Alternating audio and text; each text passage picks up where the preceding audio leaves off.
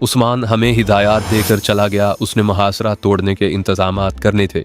उसने जाते जाते हमें कहा था कि अब तुम दोनों अंग्रेज़ों की फ़ौज में नहीं हो, इसलिए ये एम्यूनिशन सोच समझकर और कंजूसी से फायर करना। वो हमारे झोंपड़े से निकला ही था कि 3-4 धमाके सुनाई दिए और उनके फ़ौरन बाद बाहर की फ़िज़ा रोशन हो गई। ये उन फौजियों की हमाकत थी कि उन्होंने रोशनी राउंड फायर कर दिए थे और ये नहीं सोचा था कि उनकी रोशनी में वो खुद भी हमें नजर आ जाएंगे। मैं और आशिक झोंपड़े से निकले और किसी अच्छी पोजीशन की तलाश में इधर उधर देखने लगे।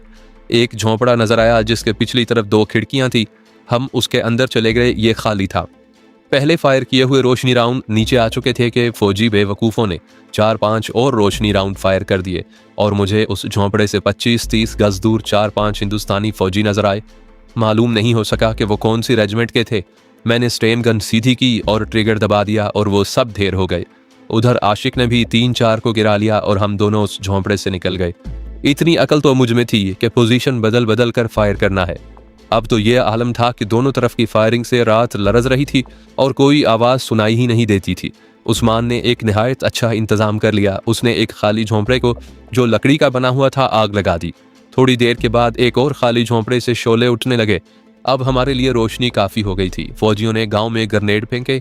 आधे से ज़्यादा गांव खाली था। ग्रेनेड वो नुकसान नहीं पहुंचा सकते थे जो फौजियों ने सोचा होगा। मुझे मालूम नहीं कि मेरी पार्टी के इंडोनेशियन गोरीले क्या कुछ कर रहे थे, लेकिन वो सब तजर्बाकार गोरीले थे और उस्मान के चुने हुए। वो इतनी जल्दी हार मानने वालों में से नहीं थे। थोड़ी देर के बाद गांव के अंदर और बाहर भी ग्रेनेड फटने लगे, लेकिन मैंने और आशिक में अभी एक भी ग्रेनेड नहीं फेंका था, क्योंकि हम इतनी कीमती चीज़ ज़ाया नहीं करना चाहते थे। यहाँ मैं अपनी और आशिक की एक कमज़ोरी बता दूँ। हम दोनों हवालदार क्लर्क थे और हमें लड़ने का तजर्बा ही नहीं था। हमारे पास लड़ने का जज्बा था और हम हथियारों का इस्तेमाल भी जानते थे और हमें यह भी मालूम था कि गांव से निकलना है और पीछे से उन फौजियों पर फायर करना है। मैंने सिर्फ एक झलक देखी कि 6-7 फौजी गांव में दाखिल हो गए थे और किसी तरफ से ग्रेनेड आया जो उनके कदमों में फटा। तसव्वुर में लाएं कि उनके जिस्मों का क्या हशर हुआ होगा। मालूम नहीं कि यह ग्रेनेड उनके अपने ही साथी ने फेंका था या किसी गोरीले ने। मैं और आशिक 3 या 4 या शायद ज़्यादा झोंपड़े बदल चुके थे और हम दोनों 3-3, 4-4 फौजियों को निशाना भी बना चुके थे। कुछ देर के बाद 5-6 झोंपड़े जल रहे थे। उनके शोले दूर ऊपर तक जा रहे थे और उन्होंने तारीक रात को चमकता हुआ दिन बना दिया था। मैंने एक बड़ा ही भयानक मंजर देखा। उस वक्त मैं और आशिक एक झोंपड़े से निकलकर किसी और पोजीशन की तरफ जाने लगे थे। 2 फौजी स्टेन गन सीधी किए इधर उधर देखते एक जलते मकान के करीब से गुजर रहे थे कि पीछे से 2 इंडोनेशियन गोरीले आए और उन्होंने एक एक फौजी को बाजुओं में जकड़कर उठा लिया और जलते हुए झोंपड़ों के शोलों में फेंक दिया और उनकी चीखें फिजा को चीर रही थी। वो दौड़ते हुए शोलों से निकले तो उनकी पूरी की पूरी वर्दी शोले बनी हुई थी। इंडोनेशियन तो वहीं कहीं गायब हो गए, लेकिन उन दोनों को मैंने जिंदा जलते, चीखते और तड़पते और फिर गिरते देखा। फिर मुझे और आशिक को एक तरफ से निकलने का मौका मिल गया। हम दोनों ने दरअसल जान का खतरा मोल लिया था। इस तरफ फौजी भी हो सकते थे, लेकिन हमारी खुशनसीबी के नहीं थे। हम दोनों दबे पांव बाहर निकल गए और करीबी टीकरी पर जा चढ़े। रोशनी इतनी ज्यादा थी कि हमें इक्का दुक्का फौजी नजर आ जाता था और दूसरे लम्हे हमारे फायर से गिरता, तड़पता और ठंडा हो जाता। मैं यूं महसूस करने लगा जैसे कुछ और गोरीले भी बाहर आ गए हैं और उन्होंने फौजियों पर पीछे से फायरिंग शुरू कर दी है। मैंने ये भी महसूस किया कि उन फौजियों की नफरी कोई ज्यादा नहीं 50 हो सकती थी और ज्यादा से ज्यादा 100, यानी एक कंपनी। मेरे अंदाजे के मुताबिक आधी नफरी जख्मी या हलाक हो चुकी थी। हम जिस टीकरी पर थे उस तरफ का भी एक झोंपड़ा जलने लगा। झोंपड़े एक दूसरे से मिले हुए थे, उन्हें तो जलना ही था। उसकी रोशनी में मुझे एक गोरा चेहरा नजर आया। वो अंग्रेज अफसर था जो यकीनन कंपनी कमांडर होगा। उसके साथ कंपनी सूबेदार होगा और 2 और जवान थे। बड़ा खूबसूरत टारगेट था। मैंने और आशिक ने मिलकर उन पर फायर किया और सबको ढेर कर दिया। यहाँ मैं आपको स्टेन गन के मुतालिक एक बात बताता हूँ। स्टेन गन में खराबी यह है कि ठीक निशाने पर फायर नहीं कर सकती। अगर आप निशाना लेकर फायर करेंगे तो गोलियां निशाने से ऊपर जाएंगी। स्टेन गन दरअसल इटली के डाकुओं ने बनाई थी और वहां से यह फौज में आई। इसे हजूम पर फायर करने के लिए इस्तेमाल किया जाता था। मुझे फौज में पता चला था कि स्टेन गन का फायर सही निशाने पर करना हो तो निशाने से गन को जरा नीचे रखें। मैंने ये बात आशिक को भी बता दी थी। अगर हम ये बात ना जानते तो गोलियां जाया करते रहते। फौजियों की तरफ से फायर में कुछ कमी आने लगी। आशिक ने कहा कि अब हमें पीछे चले जाना चाहिए। उसका मशवरा ठीक था। हम दुश्मन को अच्छा खासा नुकसान पहुंचा चुके थे और उस्मान को हम बड़ी अच्छी कारकर्दगी की रिपोर्ट देने के काबिल हो गए थे। पीछे निकलने का रास्ता साफ था, हम वहां से चल पड़े। शक होता था कि हम रास्ता भूल बैठे हैं। मैंने पहले बताया है कि वहाँ टीकरियाँ ज़्यादा थीं, इसलिए रास्ते के मोड़ भी कदम पर थे। अल्लाह का नाम लेते हुए हम चलते, कुछ भटके, फिर आखिर ठिकाने पर पहुँच ही गए। वहाँ पहुँचे ही थे कि फजर की अजान की मुकद्दस सदा उठी। उस्मान के घर वाले और 2-3 साथी बेताबी से मुंतजिर थे। हमें देखते ही सब ने घेर लिया और पूछा कि वहाँ क्या हुआ। हमने बात यहाँ से शुरू की कि बहुत बड़ा धोखा हुआ है, और फिर उन्हें इस मार्के का पूरा हाल सुनाया। बातें तो बहुत सी सुनाने वाली हैं, लेकिन मैं सबसे ज़्यादा अहम बात ही सुनाऊंगा।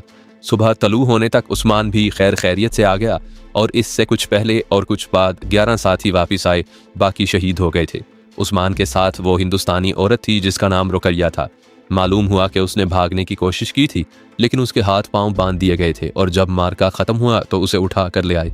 इसमें तो कोई शक नहीं रह गया था कि उन 2 औरतों ने हमें धोखा दिया था और इस फंदे में ले गई थी। लेकिन ये औरत कुछ बताती नहीं थी। अभी तक कह रही थी कि उसने कोई धोखा नहीं दिया, लेकिन उससे पूछते थे कि जो इंडोनेशियन औरत उसके साथ आई थी वो कहाँ है, तो वो लाइल्मी का इजहार करती थी। उस औरत के बाल उसकी कमर तक लंबे थे। उस्मान ने 2 रस्सियां मंगवाईं। उस औरत के बाल 2 हिस्सों में तकसीम करके ऊपर को किए, और एक रस्सी एक तरफ के बालों के साथ और दूसरी रस्सी दूसरी तरफ के बालों के साथ बांध दी, और उसे बाहर ले गए। एक दरख्त के ऊंचे टहन पर एक लड़के को चढ़ाया और दोनों रस्सियों के सिरे ऊपर फेंक दिए। दूसरे लड़के ने पकड़ लिए, औरत को पकड़कर ऊपर उठाया और लड़के से कहा कि वो दोनों रस्सियां टहन के साथ बांध दे। वो उसने बांध दी और औरत को छोड़ दिया। अब वो बालों से लटक रही थी और उसके पांव जमीन से 1.5-2 फुट ऊपर थे। उसने चीखना चिल्लाना शुरू कर दिया। उस्मान ने अपने करीब खड़े एक आदमी से कुछ कहा। वो आदमी उस औरत तक गया और उसे कमर से पकड़कर जरा ऊपर उठाया और छोड़ दिया। इस झटके से और उसके जिस्म के वजन से उसके बाल उखड़ते थे, और जो तकलीफ उसे होती थी वो उसकी चीखों से जाहिर हो रही थी। वो आदमी 3-4 मिनट बाद उसे इसी तरह जरा ऊपर उठाकर छोड़ देता। ये अजियत कम से कम ये औरत बर्दाश्त नहीं कर सकती थी। तकरीबन 15 मिनट के बाद उस्मान उसके पास गया और कहा कि ये तो अभी इब्तदा है, उसके बाद उसे जो अजियतें दी जाएंगी वो उसे जिंदा भी नहीं रहने देंगी और मरने भी नहीं देंगी। लेकिन वो औरत मान गई और कहने लगी कि वो सब कुछ बताएगी। उसे उतार दिया गया और उसके बालों से रस्सियां खोल दी गईं। वो बैठ गई और दोनों हाथ अपने सर पर रख कर दबाने लगी। उस्मान ने उसे बाजुओं से पकड़ा और झटके से उठाकर कमरे में ले गया और उसे कहा कि वो ज़्यादा इंतज़ार नहीं करेगा। उस कमरे में और कोई नहीं जा सकता था। मैं भी बाहर खड़ा रहा, और जो बात बाद में मालूम हुई वो ये थी कि वो इंडोनेशियन औरत जो उसके साथ थी और अपने आप को मुसलमान कहती थी, वो दरअसल वलंदेजी थी। उसके नक्श इंडोनेशियन लोगों के जैसे इसलिए थे कि उसकी माँ इंडोनेशियन और बाप वलंदेजी था। ये हिंदुस्तानी औरत अपने बयान के मुताबिक मुसलमान नहीं, हिंदू थी। उसका ताल्लुक इंडियन नेशनल आर्मी के साथ था। मैंने इंडियन नेशनल आर्मी के बानी सुभाष चंद्र बोस की जो फ़ोटो देखी थी, उसमें उसके साथ वर्दी पहने हुए 2 जवान साल लड़कियां भी थीं। उसमें औरतों की फ़ौज अलग बनाने की भी कोशिश की थी। मालूम हुआ कि बंगाल की कुछ तालीम याफ्ता लड़कियों को मलाया पहुंचाया गया था। फिर वो इंडोनेशिया आ गई थी। ये औरत रुकैया नहीं बल्कि निर्मला थी। उसने अपने इकबाली बयान में कहा कि उसे और उसके साथ आने वाली वलंदेजी औरत को फ़ौज के आला अमरीकी और अंग्रेज़ अफसरों ने इस रास्ते पर डाला था, और इस कार्रवाई में जो उन्होंने करवाई थी, मकसद ये सामने रखा था कि उस्मान को कत्ल करवाना है, क्योंकि वो उस इलाके का बड़ा मशहूर और दहशतनाक गोरीला कमांडर था। उन औरतों को फ़ौज की तरफ से भेजा गया था कि इस तरह उस्मान को इस गाँव में खींच कर लाओ और ज़्यादा से ज़्यादा साथी उस्मान के साथ आएँ। उस औरत ने साफ अल्फाज में कहा कि अमरीकी और अंग्रेज़ तो चाहते ही हैं कि मुसलमान आज़ाद ना हों, लेकिन हिंदुस्तान के हिंदू भी नहीं चाहते कि इंडोनेशिया के मुसलमानों की अलग ममलिकत बने। उसने ये भी कहा कि इंडियन नेशनल आर्मी का असल मकसद हिंदुस्तान में हिंदू राज कायम करना था। इस तरह उसने कोई पर्दा ना रहने दिया। उस्मान ने उस औरत से ये बयान लिया और उसे कमरे से बाहर ले आया। उस वक्त हम सब बाहर खड़े थे। उस्मान ने उसे कहा कि वो यहाँ से चली जाए। मुझे वो मंजर आज भी अच्छी तरह याद है। उस औरत ने हैरत ज़दा नज़रों से उस्मान की तरफ देखा, जैसे उसे अपने कानों पर यकीन ना आया हो। उसे तो हैरान होना ही था। हम भी सब हैरान रह गए कि उस्मान उस औरत को आज़ाद कर रहा है। उस्मान ने देखा कि औरत अभी वहीं खड़ी है, तो उसे एक बार फिर कहा कि यहाँ से चली जाओ। वो चल पड़ी। अभी वो चंद कदम ही चली होगी कि उस्मान ने अपने करीब खड़े एक गोरीले से उसकी टॉमी गन ली, जिस पर मैगजीन चढ़ी हुई थी। उस्मान ने गन उस औरत की तरफ की और एक बरस्ट फायर किया। औरत रुकी, गिरी और बगैर तड़पे मर गई। उस हिंदू औरत निर्मला के बारे में सोचिए। इंडोनेशियन मुसलमानों की जंग आज़ादी को नुकसान पहुंचाने के लिए वो कितनी बड़ी साजिश में शरीक हुई थी।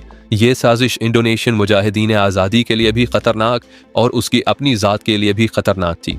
उसके लिए आखिर ख़तरनाक और जानलेवा ही साबित हुई। उसके दिल में मुसलमानों की ऐसी नफ़रत भर दी गई थी कि उसने ख़तरा मोल ले लिया और अपनी जान दे दी। मैं जिन इंडोनेशियन मुजाहिदीन की पार्टी में शामिल हुआ था वो शहरों से दूर दूर ही रही और उस पार्टी का दायरा अमल देहाती इलाका था। मैं आपको ये भी बता दूं कि वहाँ किसी की अपनी मर्जी नहीं होती थी कि वो किस पार्टी में रहना चाहता है। ऐसे फैसले गोरिलों की मरकजी तंजीम किया करती थी। इंडियन आर्मी से जो मुसलमान फौजी इंडोनेशियन मुजाहिदीन से जाकर मिले थे उन्हें बाकायदा गोरिल्ला तंजीम में शामिल किया गया था और किसी को इजाज़त नहीं थी कि वो अपनी मनमानी कार्रवाइयाँ करता फिरता। जो हुक्म मिलता या जो ऑपरेशन ऑर्डर आता उसी के मुताबिक कार्रवाई करना होती थी। मैं कह रहा था कि मैं बड़े शहरों से दूर ही रहा, इसलिए शहरों के मुतल्लिक मुझे कुछ कम मालूमात थी। वो आज़ादी मिल जाने के बाद मालूम हुई थी। मालूम हुआ था कि कुछ हिंदू भी इंडोनेशियन गोरिलों में शामिल हो गए थे। उनमें से बाज़ ने यह धोखा दिया कि अपने आप को मुसलमान जाहिर किया और कुछ ऐसे भी थे जिन्होंने अपनी असलियत पर पर्दा नहीं डाला। उन्होंने अपने असल नाम बताए और कहा कि वो हिंदू हैं और वो इसलिए इंडोनेशिया की जंग आज़ादी में शामिल हो रहे हैं कि उन्हें अंग्रेज़ों से नफरत है और ये भी कि अंग्रेज़ हिंदुओं और मुसलमानों का मुश्तरका दुश्मन है।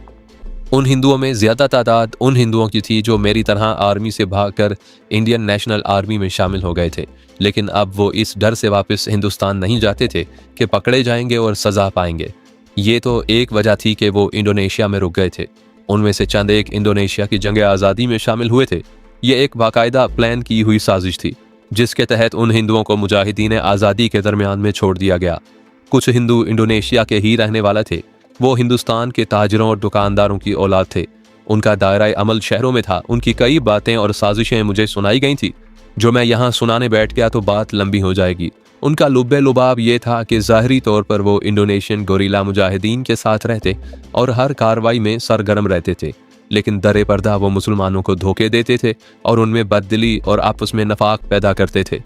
मैं ज़रा ये बात वाज़िया करने के लिए एक मिसाल पेश करता हूँ। जकार्ता इंडोनेशिया का मरकज़ी शहर था। उसके मज़ाफ़ात में गोरिलों की एक बड़ी पार्टी सरगर्म रहती थी जिसका कमांडर इंडियन आर्मी से भाग आने वाला एक मुसलमान हवालदार था। उस पार्टी में 2 हिंदू भी शामिल हो गए। पहल तो उन्होंने हर गोरिल्ला एक्शन में बड़ी ही दलेरी और जांबाजी के मुजाहरे किए और पार्टी में नाम पैदा कर लिया। फिर पार्टी में पार्टी कमांडर यानी उस हवालदार के खिलाफ एक लहर चल पड़ी। जैसे पार्टी उस कमांडर से मुतमईन नहीं रही थी। पार्टी में एक और इंडोनेशियन था जिसके हक में आवाज़ें उठने लगीं और उनका मुतालबा सर उठाने लगा कि पार्टी कमांडर तब्दील होना चाहिए और फलां को कमांडर बनाना चाहिए। सूरत हाल ऐसी पैदा हो गई कि पार्टी कमांडर और उस इंडोनेशियन के माबैन जिसे पार्टी कमांडर बनाना चाहते थे ऐसी चपकलिश पैदा हो गई कि नौबत हाथापाई तक जा पहुंची और पार्टी की जो गोरिल्ला कार्रवाइयाँ थीं वो नाकाम रहने लगीं और फिर ये पार्टी 2 हिस्सों में तकसीम हो गई और दोनों हिस्से एक दूसरे के खिलाफ हो गए। ऐसे नजर आने लगा था कि ये पार्टी किसी दिन आपस में ही लड़ मरेगी। इंडियन आर्मी के मुझ जैसे जो जवान इंडोनेशियन मुजाहिदीन आज़ादी से जा मिले थे वो दीन इस्लाम और ईमान की दौलत से माला माल थे और उन्हें कोई लालच नहीं था। वहाँ कोई तनख्वाह नहीं लेने आए थे, ना उन्हें ये तवक्को थी कि इंडोनेशिया आज़ाद हो जाएगा तो उन्हें फ़ौज में बड़े बड़े ओहदे दे दिए जाएंगे। ये हवालदार जो उस पार्टी का कमांडर था कुछ ज़्यादा ही मर्द मोमिन बना हुआ था। वो पंजाब के इलाके पोठोहार का रहने वाला था। एक रोज़ उसने सारी पार्टी को इकट्ठे बिठा लिया और दरमियान में कुरान पाक रख दिया। फिर पूछा कि जो कोई बात करे वो इस कलाम पर हाथ रख कर करे। उसने ये भी कहा कि जिसकी बात झूठी साबित हुई उसे यहीं पर गोली मार दूंगा। मैं जंग आज़ादी से पहले की बात नहीं करता और फिर मैं जब इंडोनेशिया से वापस आ चुका था उसके बाद की बात नहीं करता कि इंडोनेशियन मुसलमान क्या थे और क्या हो गए। क्या वो अब पहले जैसे मुसलमान रहे भी थे या नहीं। मैं जंग आज़ादी के दौरान की बात करता हूँ। उस वक्त के इंडोनेशियन पक्के मुसलमान और ईमानदार थे। झूठ बोलने और कुरान पर झूठी कसम खाने को तो वो गुनाह कबीरा समझते थे। वो ऐसे ना होते तो आज़ादी की ज़रूरत ही ना समझते।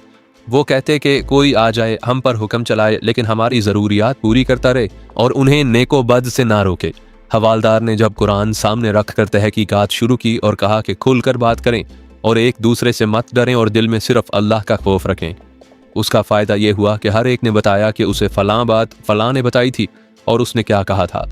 जब बात उन 2 हिंदुओं पर जा रुकी और पता चला कि ये फसाद खुफिया तरीके से उन्होंने ही शुरू किया था, हवालदार को कुछ शक हुआ। ये दोनों हिंदू अपने आप को मुसलमान जाहिर कर रहे थे। हवालदार उठा और उन दोनों के कपड़े उतरवा कर बिल्कुल बरहना कर दिया तो सब ने देखा कि वो मुसलमान नहीं थे। हवालदार ने वहीं से बाहर निकलकर उन दोनों को एक दरख्त के साथ बांध दिया और पार्टी से कहा कि सब इन पर फायर करो। हुक्म की तामील हुई और दोनों हिंदुओं को गोलियों से छलनी कर दिया गया। ये वाकया ऐसा है जिसमें उन हिंदुओं का पता चल गया था। कई वाकयात ऐसे हुए कि हिंदुओं की साजिश कामयाब हुई और मुतल्लिका गोरीला पार्टियों में फितना फसाद हुआ। ये अलग बात है कि उन साजिशी कार्रवाइयों का मजमूई तौर पर जंग आज़ादी पर कोई बुरा असर न हुआ, लेकिन काबिल गौर अमर ये है कि हिंदू ने मुसलमानों को नुकसान पहुंचाने का कभी कोई मौका हाथ से जाने नहीं दिया। उन हिंदुओं की ऐसी तखरीबी सरगर्मियां शहरों तक महदूद थीं, मसलन जकार्ता, जोग जकार्ता, बंडोक वगैरह। मैं जानता हूं कि बाज़ सामईन कराम मेरी इन बातों से बोरियत महसूस करते होंगे।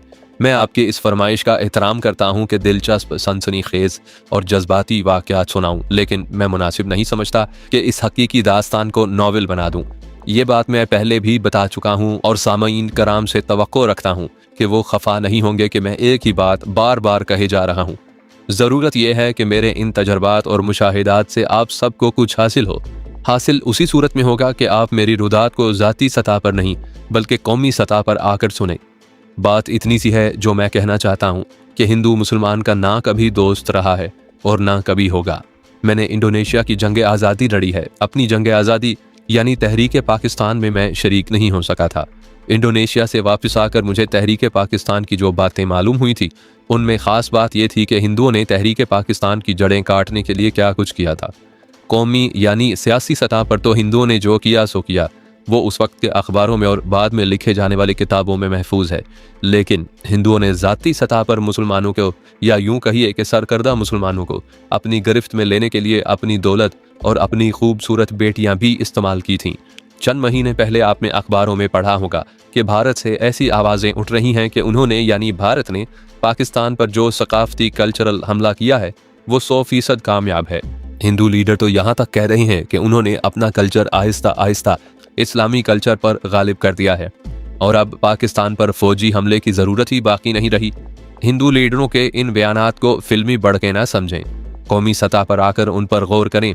उनका बराह रास्त ताल्लुक अमेरिका के न्यू वर्ल्ड ऑर्डर के साथ है। पाकिस्तान से इस्लाम पसंदी और इस्लाम की अस्करी रूह को ख़त्म करने के लिए अमेरिका भारत को इस्तेमाल कर रहा है। तशवीशनाक बात यह है कि हमारे नौजवान, बल्कि नौजवानों के वालिदैन भी हिंदू का कल्चर उसकी फिल्मों वगैरह के ज़रिए दिलो जान से कबूल करते चले जा रहे हैं और वो नताइज से बेखबर हैं।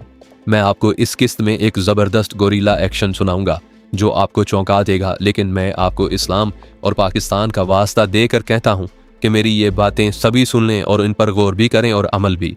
मैं यहाँ 2-3 खतूत के जवाब मुख्तसर तौर पर दूंगा। हिकायत के एड्रेस पर मुझे ये खतूत मिले हैं जिनमें कहा गया है कि मैं स्वीकारनों को फरिश्ता सीरत लीडर बनाकर पेश कर रहा हूँ, लेकिन वो तो अयाश, शराबी और इतना आज़ाद ख्याल आदमी था कि उसका सारा किरदार इस्लाम के मुनाफी था। जवाब में अर्ज़ है कि पाकिस्तान में ऐसे लोग मौजूद हैं जो कायद आज़म रहमतुल्लाह के ख़िलाफ़ ऐसी ही बातें करते हैं।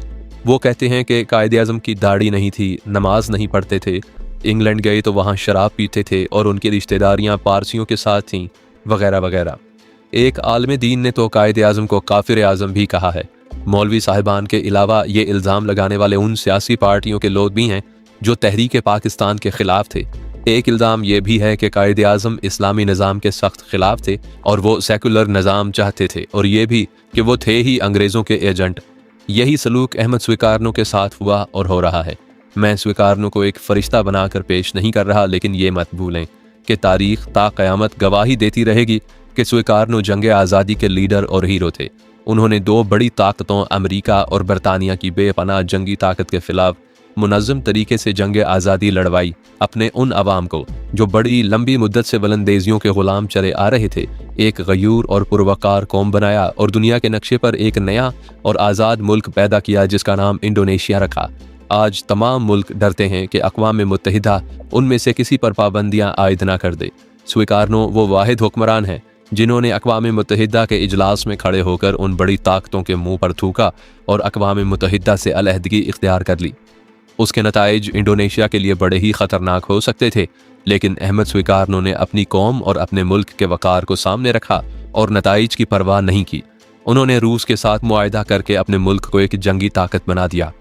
ये तफसीलात मैं पहले भी पेश कर चुका हूँ। यहाँ ये बताना मकसूद है कि अमेरिका अहमद स्वीकारनो को किसी कीमत पर माफ़ नहीं कर सकता था। एक जुर्म यह कि स्वीकारनो की क़यादत में इंडोनेशियन मुसलमानों ने अमेरिका और बरतानिया को शिकस्त फाश दी थी। दूसरा जुर्म यह कि स्वीकारनो ने अक़वाम मुत्तहिदा की तौहीन कर दी थी। इसमें कोई शक नहीं कि अक़वाम मुत्तहिदा अमेरिका का अपना इदारा है। फिर अहमद स्वीकारनो ने यह जुर्म किया कि रूस के साथ दोस्ती कर ली और अपने मुल्क को जंगी ताकत बना लिया। ज़मीन की मादनी दौलत से आवाम को खुशहाली दी। अहमद स्वीकारनो ने सबसे बड़ा गुनाह यह किया कि सितंबर 1965 की जंग में पाकिस्तान को भरपूर जंगी मदद दी। ये तफसील भी मैं आपको पहले सुना चुका हूँ। अमेरिका सख्त नाराज़ हुआ। अमेरिका की कोशिश ये थी कि पाकिस्तान भारत के हाथों ऐसी बुरी हालत को पहुँचे कि भारत की बरतरी तस्लीम कर ले और अपने इस्लामी तशख़्ख़ुस और ख़ुद इरादियत से दस्तबरदार हो जाए। ये भी मान ले कि अमेरिका उसे भारत के हाथों पिटवा भी सकता है और छुड़वा भी सकता है। स्वीकारनो को अमेरिका ने उस जुर्म की ये सज़ा दी कि CIA के इंतज़ामात के तहत इंडोनेशिया में ऐसी कत्ल गारत करवाई कि मुल्क खून में डूब गया। अमेरिका सुहार्तो को ऊपर लाया और स्वीकारनो को कैद में डालकर सुहार्तो को सदर बना दिया और इस तरह अमेरिका ने इंडोनेशिया फतह कर लिया। आज कई साल गुजर गए हैं, सुहार्तो इंडोनेशिया का सदर चला रहा है। वहाँ बाकायदा इलेक्शन होते हैं और हर बार जीत सुहार्तो की होती है। ये इलेक्शन फ़ौज और पुलिस के ज़ेरे साया होते चले आ रही हैं। सुहार्तो के दौरे हुकूमत में इंडोनेशिया पर अमेरिका की गिरफ्त मुकम्मल तौर पर मजबूत हो गई और सुहार्तो ने अपने हाथों इस्लाम की जड़ें काटी और आवाम के लिए रोटी कपड़े का मसला खड़ा करके उन्हें गरीब और कंगाल बना दिया।